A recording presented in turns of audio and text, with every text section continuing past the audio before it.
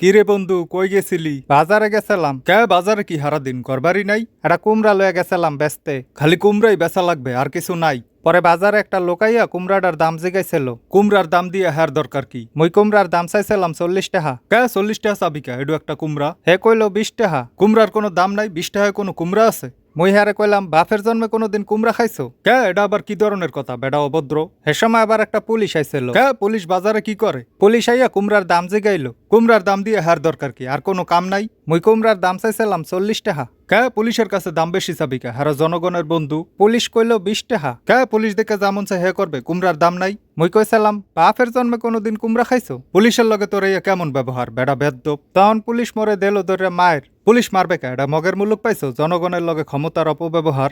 মারতে মারতে লয়ে গেছিল থানায়। কে থানায় নেবে কা? কিছু হইলেই খালি থানায় নেওয়া লাগে। হেহানে হের পর একটা বড় দারোগা এলো। বড় দারোগা থানায় কি করে? হ্যাঁ আর কোনো কাম নাই? দারোগা মোরে ছাড়িয়ে দেছে। কে দারোগা ছাড়ার কেডা? কোন আইন নেই, কোন আদালত নাই। হেয়ার পরে মোর লগে দেখা হইলো রাস্তায় মোর বন্ধুর লগে রাস্তাঘাটে দেখা হইবে কে? আর কোনো জায়গা নাই? বন্ধু সবকিছুতে খালি তর্ক করে। কে তর্ক করবে কে? মাথা মোটা যত সব।